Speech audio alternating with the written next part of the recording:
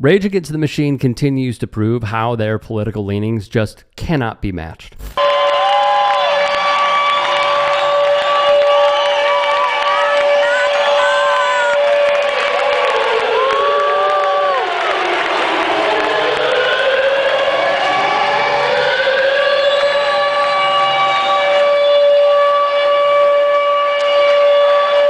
And when they took the stage, they performed the ultimate protest. And it came because of, no surprise, the United States government. The only bad word that starts with an F is FCC, if you ask me, and that's the reason why you can't speak in language in a righteously powerful language on television is because of that organization. So, when they change, I think that people need to take that bull by the horns, and if they disagree that you can't have powerful language on television, they need to make themselves heard more clearly. Not like we have to remind you of any of this. For example, in 1996, they displayed upside-down American flags on Saturday Night Live.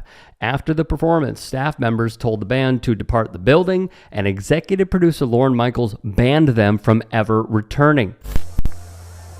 Take it down! Take it down! Go! Go, folks! Go! Go!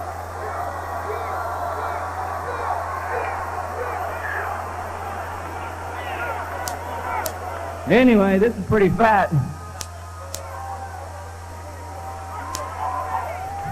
Thanks to that guy right there. This guy is rock and roll. He should be getting the award.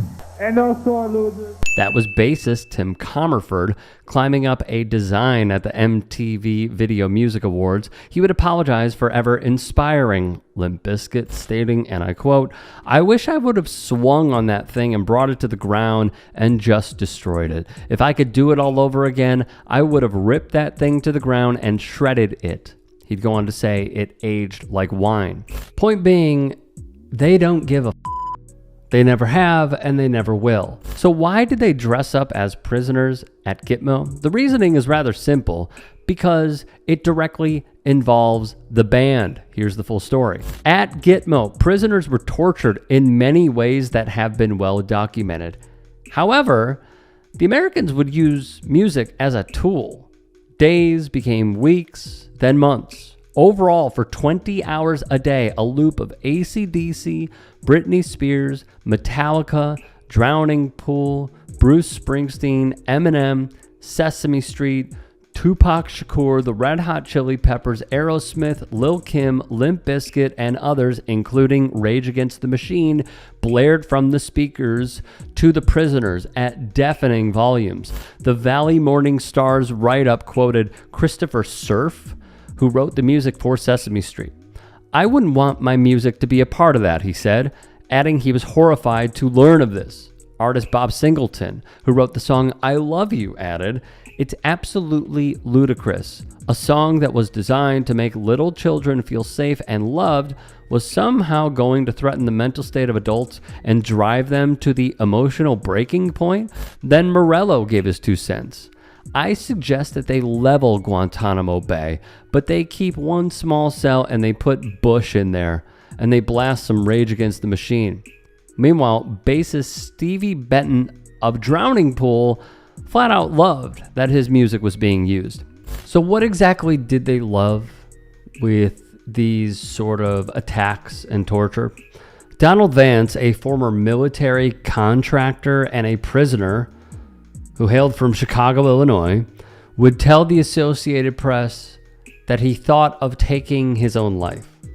Another prisoner named Binyam Muhammad said the men held with him smashed their heads against the wall because they just could not take it anymore. This is psychological warfare, and it was fueled basically because of the amount of tax dollars that were allocated to fund it. Even my hip-hop goats, The Roots, got involved, writing, "When we found out that music was being used as part of the torture going on at Guantanamo, shackling and beating people, we were angry. Just as we wouldn't be caught dead allowing Dick Cheney to use our music for his campaigns, you could be damn sure we wouldn't allow him to use it to torture other human beings. Congress needs to shut Guantanamo down." Morello added, "Guantanamo may be Dick Cheney's idea of America, but it is not mine. The fact that music I helped create was used in crimes against humanity sickens me. We need to end torture and close Guantanamo now." They would go on to sue the United States State Department for what they called, and I quote, "their fascistic practice of using our music to torture innocent men in Guantanamo Bay." Via Vox, it did drive people crazy. The report counts several detainees who were broken by the music, and yet the report finds that enhanced interrogation didn't result in any important intelligence breakthroughs. All of this pain and suffering and intentional torture was worthless. CIA officers regularly called into question the torture techniques, and the Senate's investigation found that torture did not lead to actionable intelligence. Hey, I appreciate you watching. Now, if you can, please do become a channel member by going to youtube.com/TYTsports and clicking the join button.